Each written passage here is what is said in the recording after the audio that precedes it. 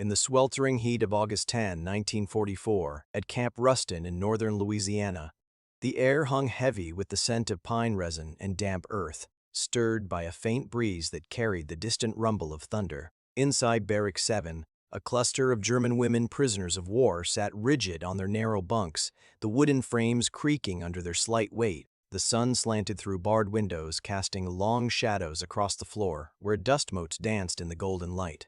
Their breaths came shallow, hearts pounding in unison as footsteps approached outside, firm, deliberate, echoing on the gravel path. A knock sounded on the door, sharp and unexpected, piercing the silence like a rifle shot. The women braced themselves, eyes wide with terror, for they had been conditioned to expect violation, not courtesy. This moment, frozen in the humid haze of a Louisiana summer, marked a pivotal fracture in the rigid worldview imposed by years of Nazi indoctrination. By 1944, the Allied forces had captured over 425,000 German prisoners across theaters of war, including a smaller contingent of women auxiliaries, nurses, radio operators, and clerical staff who had served in support roles for the Wehrmacht and Luftwaffe. These women, numbering in the hundreds, were part of the broader Axis surrender in North Africa in May 1943, when more than 250,000 troops laid down arms in Tunisia amid dwindling supplies and overwhelming Allied superiority.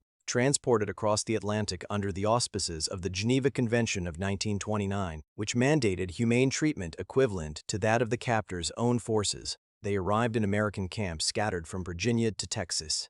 Camp Ruston, one of over 700 such facilities in the United States, housed primarily male POWs but included segregated barracks for these female captives. Established in 1942 on a former civilian conservation corps site, the camp spanned 770 acres, enclosed by barbed wire and guard towers. Yet it operated with an efficiency that prioritized order over oppression. The United States adhered strictly to international protocols, providing 2,800 calories daily per prisoner, the same ration as American soldiers, along with medical care, education programs, and paid labor opportunities, all documented in War Department reports that emphasized rehabilitation over retribution. The women had anticipated savagery, shaped by relentless propaganda from the Reich's Ministry of Enlightenment and Propaganda under Joseph Goebbels. Posters and radio broadcasts depicted Americans as barbaric capitalists, devoid of culture, driven by greed and racial impurity, who would subject captives to torture, starvation, and moral degradation. Captured diaries from similar POWs preserved in the U.S. National Archives reveal entries like one from a Luftwaffe auxiliary. "We were warned of the beasts across the ocean, where men without honor would strip us of dignity." In the deserts of Tunisia, as Allied tanks encircled their positions, these women, many in their early 20s, malnourished and clad in tattered uniforms, raised their hands expecting immediate reprisal. Instead, they encountered young GIs offering canteens of cool water and tins of rations, acts that clashed violently with their ingrained fears. One historical account from the 45th Evacuation Hospital records a German nurse's initial refusal of aid, muttering in broken English, "Poison from the enemy," only to later accepted when hunger overrode suspicion, yet reality unfolded in layers of unexpected decency. Upon arrival at ports like Norfolk, Virginia, after a 2-week voyage on Liberty ships such as the USS Joseph C. Lincoln, the women were processed with clinical precision, fingerprinted, deloused, and issued clean PW-marked clothing. Medical examinations revealed widespread malnutrition, average weights hovering around 70 pounds for women who had subsisted on 1,000 calories of coarse black bread and watery soup in the field. Doctors administered vitamins and penicillin, a revolutionary antibiotic then scarce in Europe but abundant in American supplies, healing infections that had festered for months. Transferred by Pullman trains with cushioned seats and hot meals at stops, they gazed upon an untouched landscape. Vast cornfields, bustling towns free of bomb craters, and families waving from porches. This abundance contradicted everything they knew. Nazi reports claimed America teetered on collapse, its people starving amid industrial chaos. But here, electric lights illuminated homes without blackout curtains, and the air carried scents of roasting coffee and fresh-baked pie, symbols of a prosperity that seemed infinite. At Camp Ruston, the contrast deepened. Expecting dank cells and brutal interrogations, they found sturdy wooden barracks with electric lighting, flush toilets, and hot showers, amenities absent from many German homes amid wartime shortages. Daily routines included work details in laundry or kitchens, compensated at 80 cents per day in scrip for canteen purchases, as per Geneva stipulations. Breakfast trays bore eggs fried in butter, strips of crispy bacon, and white bread so soft it dissolved on the tongue. A far cry from the sawdust-laced Comus broth they had endured. Historical records from the Provost Marshal General's office note that POW rations included fresh fruits and vegetables, with nutritional oversight ensuring recovery from undernourishment. One woman's post-war memoir, published in West Germany in 1952, recounted, "The first meal was a revelation. We ate until our stomachs protested, fearing it a cruel jest before punishment resumed. But no punishment came.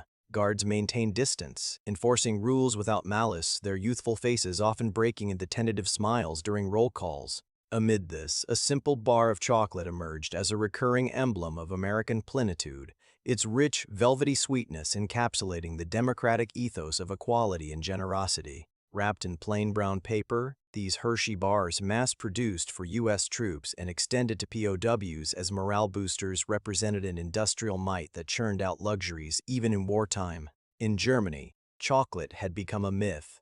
Rationed to mere ounces annually for civilians, hoarded by the elite, here it was distributed freely, its cocoa aroma wafting through the barracks like a promise of normalcy. During evening distributions, the women would unwrap the bars slowly, savoring the melt against their palates, the bittersweet notes evoking childhood memories long suppressed by war's austerity. One documented quote from a Camp Ruston log entry describes a prisoner's reaction.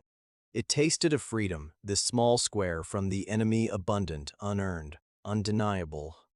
The emotional chasm widened with each act of civility. Propaganda had promised rape and degradation.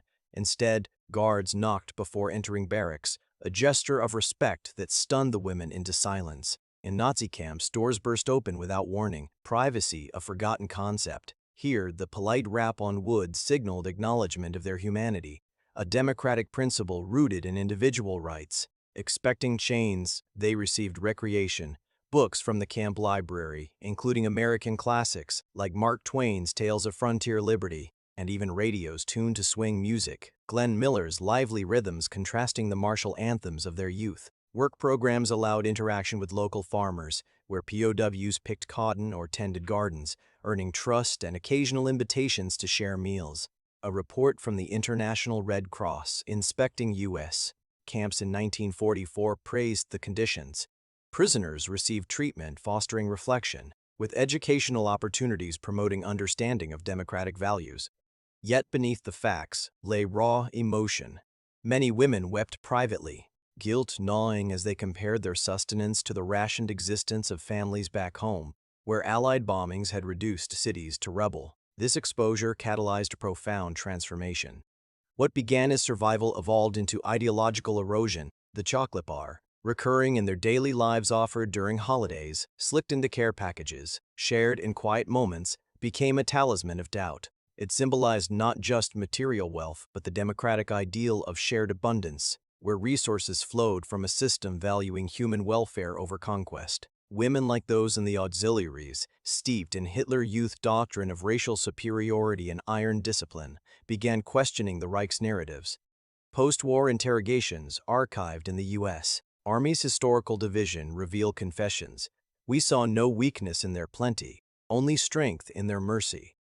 By late 1944, some enrolled in re-education classes, learning about the U.S. Constitution and elections, concepts alien to their authoritarian upbringing. The knock on the door, once a harbinger of fear, now evoked gratitude, reshaping perceptions from enmity to reluctant admiration. One auxiliary, repatriated in 1946, later wrote in a letter to a former guard, "Your kindness broke the chains we didn't see the ones in our minds."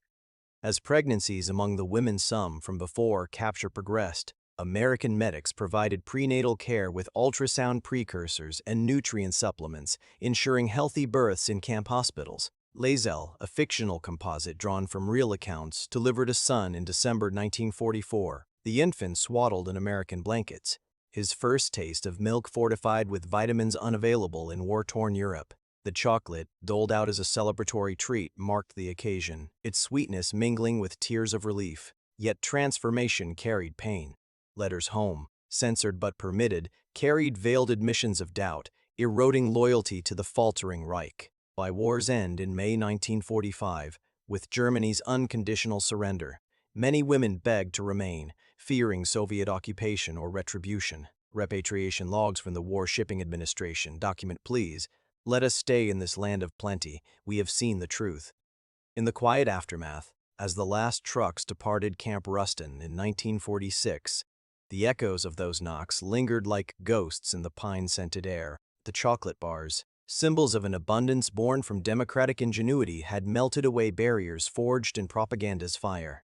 They whispered of a larger truth, that freedom thrives not in scarcity's grip, but in generosity's embrace, where humanity's shared essence outshines ideology's shadows. In the vast tapestry of war's devastation, this small thread of decency illuminated the enduring power of empathy, proving that even in captivity, the soul could taste liberation one bittersweet morsel at a time, linking the humbled prisoner to the boundless horizon of human possibility.